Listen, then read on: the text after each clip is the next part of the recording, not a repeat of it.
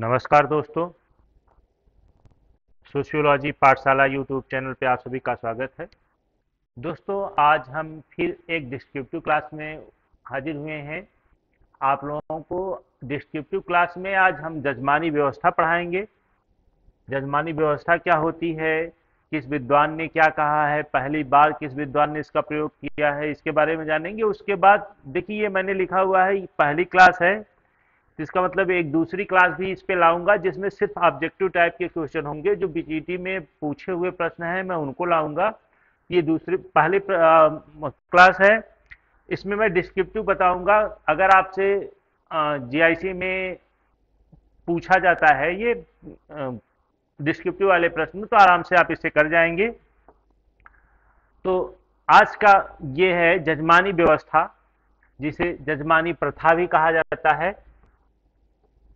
English में भी जजमानी व्यवस्था या जजमानी प्रथा भी कहा जाता है, क्योंकि यह भारतीय अवधारणा रही है, तो इसका सीधा सीधा वही अनुवाद कर दिया जाता है। जजमानी व्यवस्था या जजमानी सिस्टम के नाम से जाना जाता है। देखिए, भारतीय जजमानी व्यवस्था का अध्ययन पहली बार देखा जाए तो सबसे पहले अग्रणी विद्वान थे विलियम वाइजर। विलियम वाइजर जो है उत्तर प्रदेश के एक गांव था करीमपुरा। यह जो गांव है बुलंदशहर में पड़ता है। तो विलियम वाइजर जो है करीमपुरा गांव का अध्ययन करते हैं और एक बहुत महत्वपूर्ण पुस्तक लिखते हैं, द हिंदू जजमानी सिस्टम। यह पुस्तक कई बार पूछा हुआ है। यह पुस्तक जो है 1937 में आई थी, द हिंदू जजमानी सिस्टम। इसी पुस्तक में उन्होंने सबसे पहली जो है जजमानी व्यवस्था का उल्लेख किया है। और यह गांव जो है करीमपुर, करीमपुर गांव जो है उत्तर प्रदेश का एक जिला है जो बुलंदशहर में पड़ता है। सॉरी, बुलंदशहर एक जिला है, उसी जिले में करीमपुर गांव का यह अध्ययन करते हैं। और इन्होंने क्या देखा कि विभिन्न जातियां वस्तुओं और सेवाओं के उत्पादन और विनिमय के लिए एक दूसरे के साथ अंतः क्रिया करती हैं। ध्यान रखिएगा, यह प्रश्न पूछा जाता है। एक जातियां क्या करती हैं, एक दूसरे के साथ क्या करती हैं, अंतः क्रिया करती हैं। वाइजर ने इस संबंध में जजमान जो सेवा प्राप्त करता है करने वाले को तथा जो सेवा देती हैं उन्हें कमीन के बीच सेवा संरक्षक संबंध के रूप में परिभाषित किया है। देखिए, ध्यान रखिएगा, जजमानी व्यवस्था अभी इसके बारे में बताएंगे क्या है। इसमें क्या होता है, जातियों में जातियों के कार्य बटे होते हैं। भारतीय समाज में कुछ जातियां जो होती हैं अपने कार्यों के माध्यम से दूसरे को सेवा देती हैं। जो सेवा देती हैं उन्हें क्या कहा जाता है, करीम कहा जाता है। और जो सेवा प्राप्त करती हैं यानी जिनको सेवा दी जाती है उसे जजमान कहा जाता है। अभी आगे इसके बारे में चर्चा होगी। एक चीज ध्यान रखिएगा, ब्राह्मण यदि सेवा दे रहा है या सेवा प्राप्त कर रहा है, दोनों के संदर्भ में उसे जजमान ही कहा जाता है, उसे करीम नहीं कहा जाता है। ये चीज ध्यान रखिएगा, ये केवल ब्राह्मण के संदर्भ में है। और बाकी जितनी भी जातियां हैं यदि वो सेवा दे रही हैं तो कमीन है यानी कामी, और जो सेवा प्राप्त करती हैं उसे जजमान कहा जाता है। ऐसा जो है विलियम वाइजर महोदय ने देखा था। चूंकि जजमानी व्यवस्था भारतीय समाज में बहुत पहले से विद्यमान थी, 1937 में पहली बार इसका जो है अध्ययन जो है विलियम वाइजर ने किया था और उसका विस्तृत रूप से उल्लेख उन्होंने किया था। अब जानते हैं इसका थोड़ा सा शाब्दिक अर्थ क्या होता है। जजमान जो है संस्कृत के, ये पूछा जाता है प्रश्न किस शब्द से बना है, तो संस्कृत के जजमान शब्द से बना है। जजमान शब्द से बना हुआ है जिसका अर्थ होता है यज्ञ कराने वाला व्यक्ति। जो यज्ञ कराते थे पहले उन्हें, या जो पूजा पाठ कराते थे उन्हें क्या कहा जाता था, कराने वाले व्यक्ति को जजमान कहा जाता था। यह पहले क्या है, पुजारियों के लिए ही सिर्फ प्रयोग किया जाता था। यह यजमान जो है सीमित लोगों के लिए ही प्रयोग किया जाता है, यानी जो पूजा पाठ कराते थे, जो यज्ञ कराते थे, उन्हीं के लिए जजमान शब्द का प्रयोग किया जाता था। फिर बाद में क्या होती है, यह व्यवस्था सामाजिक आर्थिक संबंधों में विस्तृत हो जाती है। यानी कि बाद में चल के इस जजमानी व्यवस्था के जो भी जातियां सेवा प्राप्त करती हैं उन्हें जजमान कहा जाता है। जो सेवाएं देती हैं उसे करीम के नाम से बुलाया गया। फिर क्या है इसमें संबंध क्या होते हैं? यह जो होती है एक ऐसी सामाजिक आर्थिक व्यवस्था थी जिसमें गांव की, ये ध्यान रखिएगा, ये प्रश्न पूछा जाता है, गांव की विभिन्न जातियां एक दूसरे को परंपरागत सेवाएं प्रदान करती हैं। ऐसा नहीं है कि सेवाएं बदलती रहती हैं, उनकी सेवाएं परंपरागत होती हैं और जो यह ग्रामीण क्षेत्रों में देखने को मिलता है। सेवा प्राप्त करने वाले जाति को करीम जजमान कहा जाता है और सेवा देने वाली जातियों को कमीन, कामी, यहाँ पे लिख लीजिएगा आप, कहीं कहीं कामी लिख के आ जाता है तो ये भी जान लीजिएगा, कमीन या कामी या सेवक कहलाती हैं। सेवक जातियों को जजमान को उनकी आवश्यक सेवाएं देते हैं, यानी कि जजमानों को जिस प्रकार की आवश्यकता है उस प्रकार की सेवाएं देते हैं, बदले में अनाज, वस्त्र, पैसा, अन्य वस्तुएं प्राप्त करते हैं। थोड़ा कहानी की तरह समझते हैं तो ज्यादा समझ में आएगा।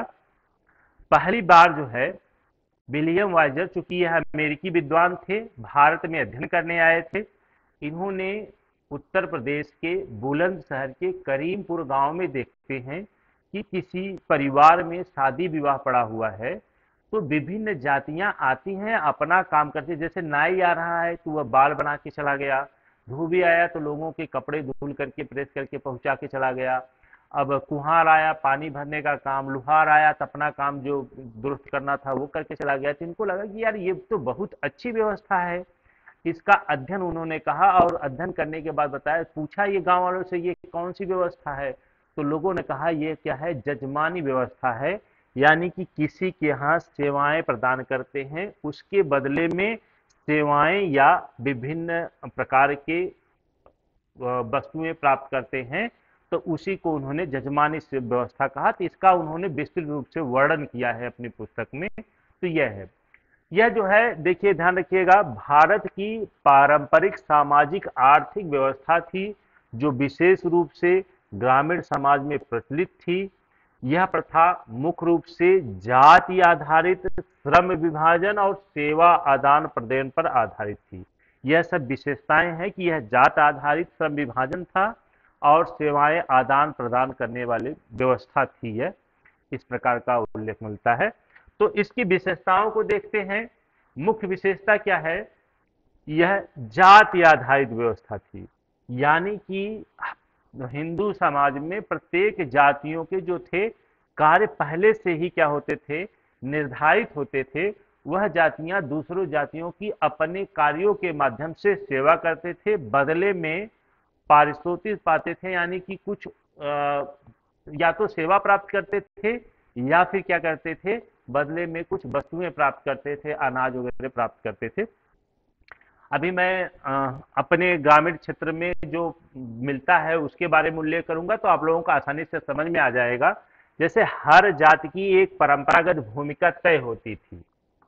जैसे नाई का काम क्या है, बाल काटना, धोबी कपड़े धोने का काम करता था, लोहार जो है औजार बनाने का काम करता था। अब ध्यान रखिएगा यहाँ पे, जैसे नाई जो है बाल काटने का काम करता था, तो यह जो है गांव के समस्त व्यक्तियों का क्या करता था, बाल की कटिंग करने का काम करता था और बदले में क्या करता था, उनसे, जैसे धोबी के यहाँ अगर वो सेवा दे रहा है तो क्या धोबी भी इसको बदले में सेवा देता था, यानी दोनों एक दूसरे का सेवा कर रहे हैं, एक दूसरे के अपने व्यवसाय के माध्यम से। लोहार जो है धोबी के यहाँ सेवा दे रहा है तो धोबी जो है लोहार के यहाँ सेवा दे रहा है। तो यहाँ पे सेवाओं का आदान प्रदान हो रहा है। ध्यान रखिए, कुछ जातियां जो थी कृषि से जुड़ी हुई थी, तो कृषि कार्य करने वाले जातियों के यहाँ यदि नाई जाता था बाल काटने तो बदले में क्या करता था, अनाज प्राप्त करता था। जैसे धोबी गया कृषि करने वाली जातियों के यहाँ तो फिर धोबी क्या करेगा, अपनी सेवाएं देगा, बदले में क्या पाएगा, उनके यहाँ से अनाज पाएगा। उदाहरण बताते हैं, हमारे गांव में यह जजमानी व्यवस्था थी, जैसे मेरे घर पे भी थी, अब थोड़ा खत्म हो गई है। होता क्या था, जैसे ये नाई जो है बाल काटने वाला या धोबी जो है कपड़े धोने वाला कार्य करता था, तो वह वर्ष भर जो है काम करते थे। जब हमारे यहाँ गेहूं की फसल हो जाती थी तो नाई उसमें से गेहूं की फसल जब खेत में रहती थी तो वहीं से फसल का भाई इतना हिस्सा मेरा है क्योंकि मैंने वर्ष भर बाल काटे हैं आपके, तो आप मेरा हक है कि इतनी मुझे चाहिए। धोबी भी उसी प्रकार से था कि वह वर्ष भर क्या है परिवार के लोगों का क्या करता था, कपड़े धोता था, फिर बदले में वह क्या करता है वहां से अनाज प्राप्त करता है, वो भी वहीं से लेता था। लोहार का भी यही काम था, मतलब सेब सभी लोग क्या करते थे, अपनी सेवाएं देते थे, बदले बदले में जो है अनाज या वस्तुएं प्राप्त करते थे। तो इस प्रकार के संबंध जातियों के पहले से निश्चित थे कि आपका परंपरागत रूप से आपको क्या काम करना है और बदले में आपको क्या मिलने वाला है। या तो सेवा देने वाली जातियों के यहाँ अगर आप सेवा दे रहे हैं तो सेवा के बदले सेवा मिलेगा, और यदि सेवा नहीं करने वाली जाति है तो बदले में क्या अनाज देगी या कुछ वस्तु देगी जिससे आपका जीवन यापन हो सके। उसके बाद ध्यान रखिएगा, यह एक ध्यान रखने वाली बात है कि यह संबंध आजीवन था। कई बार परीक्षाओं में पूछा हुआ प्रश्न है कि यह संबंध अस्थाई होता है, इसी को कहते हैं अस्थाई संबंध। यहां लिख लीजिएगा आप लोग,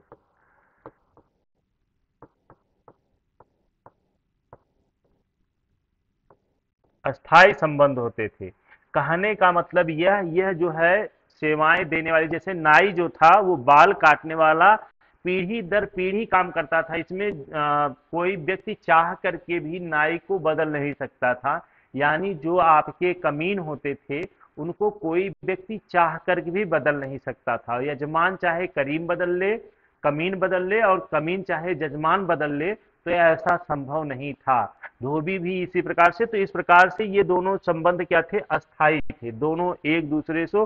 जैसे हमारे यहाँ क्या था, नाई के या धोबी के पिताजी जो है या माताजी जो काम करती थी वह काम फिर क्या होगा, उनके यहाँ की जो बहुएं होंगी या जो बेटे होंगे वह काम करेंगे। यानी यह पीढ़ी दर पीढ़ी चलने वाला संबंध था, जिसको कोई चाहकर बदल नहीं सकता था। पहले पंचायतें हुआ करती थी, भैया आप जो है अगर कोई व्यक्ति दूसरे नाई के यहाँ बाल कटाना शुरू कर दे या दूसरे नाई से सेवा लेना प्रारंभ कर देता था, तो पंचायतें होती थी, भाई जब आपके पास करीम है, आपके यहाँ यह व्यक्ति पहले से ही सेवा दे रहा है, तो आप कैसे बदल सकते हैं। तो इस प्रकार से अस्थाई संबंध देखने को मिलते थे। फिर क्या होता है, इसमें जो है नगद यानी रुपए का प्रचलन नहीं होता था। वस्तुएं के देखिए यहाँ पे देखिए, वस्तु विनिमय एक तरीके से देखा जाता था। हो देखिए, अनाज कपड़े उपहार मिलते थे या सेवा के बदले में सेवा मिलती थी, यानी आपको नगद पैसे इसमें देखने को नहीं मिलते थे। अब जो है परंपरा चेंज हो रही है, अभी इसके बारे में आगे चर्चा करेंगे। आर्थिक परस्पर निर्भरता थी, यानी कि जातियां, जजमान जो थे वो करीब एक दूसरे पर निर्भर होते थे, यानी कि सेवा देने वाली जातियां सेवा देती थी तो यह भी आशा करती थी कि हमको यजमान से जो है क्या प्राप्त होगा, वस्तुएं प्राप्त होंगी, और उसका हम क्या करेंगे, उपभोग करेंगे, जिससे मेरा जीवन यापन चलेगा। और इसी प्रकार से जजमान की भी यह क्या होती थी, वह निर्भरता होती थी कि जजमान भी उनके किसी न किसी प्रकार की आवश्यकता की पूर्ति, जैसे बाल कटाना सबके लिए है तो उनकी आवश्यकता की पूर्ति कपड़े धोने का काम धोबी करता था। तो इस प्रकार से क्या था, एक शक्ति संतुलन बना रहता था, यजमान के पक्ष में हमेशा क्या होता था, एक शक्ति संतुलन बना रहता था। देखा, जैसा कि मैंने बता दिया कि अस्थायित्व संबंध और सामाजिक नियंत्रण भी था। समाज के लोग जो है, अस्थायी संबंध था मतलब कहने का मतलब कि यह संबंध पीढ़ी दर पीढ़ी चलने वाले थे, और इससे क्या होता था, सामाजिक नियंत्रण भी था कि कौन व्यक्ति किस प्रकार के काम करेंगे, उसके बदले में क्या प्राप्त करेंगे, इस प्रकार की व्यवस्था थी। आगे है, जजमानी प्रथा के क्या लाभ थे। भाई जजमानी व्यवस्था हिंदू व्यवस्था में या हिंदू समाज में, ग्रामीण समाज में, हिंदू ग्रामीण समाजों में बहुत पहले से विद्यमान थी। तो कुछ तो लाभ रहा होगा, तो क्या लाभ था इसके बारे में देखेंगे कि ग्रामीण समाज में आर्थिक गतिविधियों को एक ढांचे में बांधकर स्थिरता प्रदान करता था। यानी कि यह आर्थिक गतिविधियां, यानी लोगों का श्रम विभाजन बटा हुआ था, लोगों को अपने क्या है व्यवसाय को चुनने की आज़ादी नहीं होती थी। और दूसरी चीज क्या होता था कि व्यक्ति अपने घर परिवार में ही उस कार्य को सीख लेता था, और यह पीढ़ी दर पीढ़ी चलता रहता था। दूसरा लाभ यह होता है परस्पर निर्भरता की भावना, यानी जजमान जो है करीम पर निर्भर रहता था, करीम किस पे, जजमान पे निर्भर रहता है कि वह हमको यह सेवाएं देगा। जजमान यह जानता था कि हमको इस संदर्भ में, यानी बाल काटने, कपड़ा धोने, लोहार का काम यह व्यक्ति करेगा, बदले में कमीन यह जानता था कि हमको इनके यहाँ से क्या वस्तुएं मिलेंगी, क्या उपहार मिलेंगे। तो यह सब पहले से निर्भर एक दूसरे पे क्या है, निर्भर हुआ करते थे।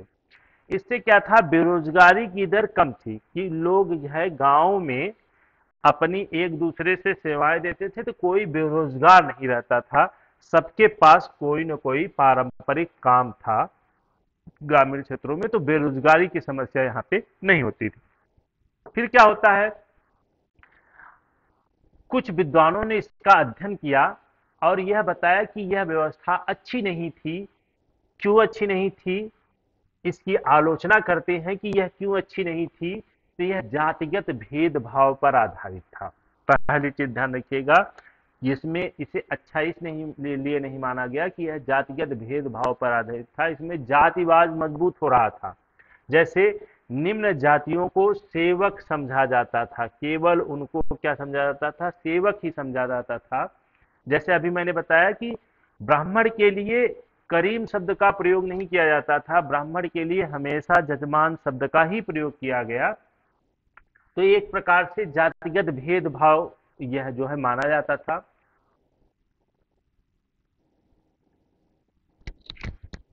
दूसरी आलोचना यह की जाती है कि यह यजमानी व्यवस्था जो है वो शोषणकारी है। शोषणकारी किस रूप में है, तो यह माना जाता है कि यजमान जो होते हैं सेवक का क्या करते हैं, शोषण करते हैं। उन्हें बहुत कम पारिश्रमिक, यानी कि जो वो परिश्रम करते हैं, जो सेवाएं देते हैं, उसके बदले में जो उन्हें अनाज मिलता है वह मात्रा में या तुलना में क्या होता है, बहुत कम होता है। इस प्रकार से यह शोषणकारी व्यवस्था है। अब कुछ विद्वानों के द्वारा देखेंगे क्या कहा जाता है। अच्छा, थोड़ी बहुत और आलोचना बची हुई है। यह आलोचना ध्यान रखिएगा, सामाजिक गतिशीलता की कमी। इसमें क्या होता है, व्यक्ति को अपने जन्म से ही बांध दिया गया है कि भाई वह आजीवन वही काम करेगा। तो इसमें क्या होता है, अपने काम को वो बदल नहीं सकता, यानी कि व्यक्ति में योग्यता होते हुए भी वह काम में बांध दिया गया है कि अगर नाई का बेटा है तो वो नाई वाला ही काम करेगा, धोबी का बेटा है वो धोबी का ही काम करेगा। इस प्रकार से समाज में गतिशीलता नहीं पाई जाती, यानी व्यक्ति चाह कर भी, योग्यता रखते हुए भी वह गतिशील नहीं होता था। तो इस प्रकार की आलोचना की जाती है। चौथा आलोचना है आर्थिक पिछड़ापन। इससे क्या होता था, बहुत विकास संभव नहीं था, क्योंकि क्या था कि इसमें नगदी के अभाव थे। आर्थिक विकास की संभावनाएं बहुत सीमित रहती थी, क्योंकि नगद तो पैसे किसी को मिलते ही नहीं थे। सिर्फ क्या होते थे, अनाज या वस्तुएं, यानी जो गांव में होता था, पैदा होता था, मतलब अनाज के रूप में जो कुछ पैदा होता था, आप सिर्फ उसी का उपभोग कर सकते थे, उसी की अदला बदली होती थी, और कोई आर्थिक लाभ इस व्यवस्था से मिलने वाला नहीं था। अब देखते हैं यह जजमानी व्यवस्था क्यों धीरे धीरे क्या हो गई, विलुप्त हो रही है, क्यों कमजोर पड़ रही है यह व्यवस्था। तो एक चीज ध्यान रखिएगा, भूमि सुधार कानून जो आया था, जिसे जजमानी उन्मूलन के बाद से लागू किया गया, भूमि सुधार कानून जजमानी उन्मूलन कानून के नाम से भी जाना जाता है। इसमें क्या है, जमीनें जो थी जमींदारों से लेकर ग्रामीण क्षेत्रों में सभी के पास दे दी गई, जिसकी वजह से यह व्यवस्था क्या हो रही है, धीरे धीरे समाप्त हो रही है। क्योंकि सभी जातियां जो है कृषि कार्य करने लगी, तो भाई वो अपनी सेवा न दे करके कृषि कार्य से जुड़ गई। तो इस प्रकार से यह व्यवस्था धीरे धीरे क्या होने लगी, समाप्त होने लगी। शिक्षा के प्रसार से, एक शिक्षा का समाज में प्रसार जब हुआ, तो लोगों को लगा कि यह तो एक शोषणकारी व्यवस्था है, हम इस कार्य में बंधे हुए हैं, तो हम क्यों इस शोषण का शिकार बने। दूसरी चीजें यह हुई कि जो सेवा देने वाली जातियां थीं, वह भी क्या है, शिक्षा के माध्यम से औद्योगिकरण क्षेत्र में क्या होते हैं, अच्छे अच्छे रोजगार प्राप्त करने लगे। तो इस प्रकार से यह क्या हुई, प्रथा धीरे धीरे क्या होने लगी, समाप्त होने लगी।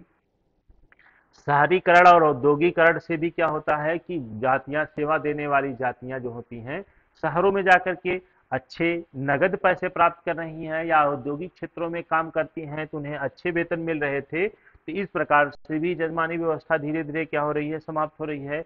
संविधान में जो है समानता की बात की गई, और उसके बाद आरक्षण नीति के प्रभाव से भी क्या हो रहा है, जजमानी व्यवस्था धीरे धीरे समाप्ति के कगार पे जा रही है। अब आते हैं कुछ विद्वानों के विचार हैं, जैसे ऑस्कर लुईस महोदय ने, इनका विचार कई बार परीक्षाओं में पूछा हुआ है। यह ध्यान दीजिएगा आप लोगों की, जब विलियम वाइजर ने पहली बार उत्तर प्रदेश के करीमपुर गांव का अध्ययन करते हैं, तो ये बताते हैं कि यह व्यवस्था बहुत अच्छी व्यवस्था है, यह सभी जगह लागू होनी चाहिए। तो उसके खिलाफ ऑस्कर लेविस ने रामपुर गांव का अध्ययन करते हैं, यह भी उत्तर प्रदेश का ही एक गांव है रामपुर गांव, वहां का अध्ययन करते हैं, और उन्होंने बताया कि यह संघर्षवादी दृष्टिकोण से का इस व्यवस्था करते हैं, और इसका ये क्या करते हैं, विरोध करते हैं कि जजमानी व्यवस्था समाप्त होनी चाहिए। क्यों समाप्त होनी चाहिए, क्योंकि यह शोषणकारी व्यवस्था है। उसके बाद एससी दुबे हैं, आप लोगों ने कई बार यह परीक्षाओं में पूछा है। ये देखिए गांव का निशान मैं लगा दे रहा हूं, तो गांव आप लोग नोट करते रहिएगा, ये क्वेश्चन पूछे जाते हैं। समीर पेट गांव का अध्ययन करते हैं, जो समीर पेट गांव का अध्ययन करते हैं और बताते हैं कि जातियों को जोड़ने वाली प्रणाली के रूप में वर्णित किया है। ये ध्यान रखिएगा, यह जो है ये अच्छा मानते थे कि क्योंकि यह जातियों को एक सूत्र में पिरो के रखती थी, एक साथ जोड़ के रखती थी। तो इस प्रकार से एससी दुबे को मानेंगे तो यह जो है जजमानी व्यवस्था को अच्छा मानते हैं। आजकल लेविस जो है इसको, अच्छा, ऑस्कर लेविस महोदय ने इसे अच्छा नहीं माना था, क्योंकि यह जजमानों द्वारा करीम का क्या होता था, शोषण माना है। उसके बाद मेल्डनबाम की भी एक, डेविस मेल्डनबाम जो है सोसाइटी इन इंडिया पुस्तक लिखते हैं, उसमें भी इन्होंने जजमानी व्यवस्था के बारे में उल्लेख किया हुआ है। तो ये सब प्रश्न पूछे जाते हैं। अगले और लास्ट स्लाइड है ये, कुछ विद्वानों के जो है दृष्टिकोण क्या रहे हैं इसके प्रति। तो विलियम वाइजर, मैंने बताया भी कि यह क्या है, यह जजमानी व्यवस्था को अच्छा मानते हैं, समाज के लिए अच्छा मानते हैं, और कहते हैं यह जो है जजमानी व्यवस्था क्या है, रूरल सर्विस टेनेंसी, यानी गांव में सेवा आधारित बंधन है। तो ऐसे प्रश्न जो है यूपी पीजीटी में पूछे जाते हैं कि किसने कहा गांव में सेवा आधारित बंधन है, जजमानी गांव में सेवा आधारित बंधन है। तो विलियम वाइजर महोदय ने किया है, या रूरल सर्विस टेनेंसी किसने कहा है, तो विलियम वाइजर ने। और उसके बाद ऑस्कर लेविस की बात करेंगे, तो ऑस्कर लेविस ने सामाजिक नियंत्रण की प्रणाली बताया है, किसे, जजमानी व्यवस्था को सामाजिक नियंत्रण की प्रणाली कहा है। एमएन श्रीनिवास का भी जजमानी व्यवस्था के संदर्भ में यह प्रश्न है कि जजमानी उन्होंने जाति व्यवस्था से जुड़ी एक परंपरा के रूप में देखा, जो सामाजिक असमानता को बनाए रखती है, यानी यह जो है सामाजिक असमानता को जन्म देती है। कौन, जजमानी व्यवस्था, ऐसा श्रीनिवास ने माना है। तो इस प्रकार से जजमानी व्यवस्था का ये डिस्क्रिप्टिव वाली क्लास यहीं पे समाप्त होती है। यदि वीडियो अच्छी लगी हो तो लाइक करें, चैनल पे पहली बार आए हो तो सब्सक्राइब जरूर करें, और मैं अगले वीडियो में इसके जितने भी प्रश्न बनते हैं मैं कोशिश करूंगा कि सभी प्रश्नों को लाएं, जैसे कि पीजीटी में यदि पूछा जाए तो कोई भी प्रश्न इससे न छूटे। बहुत बहुत धन्यवाद। जय हिंद, जय भारत।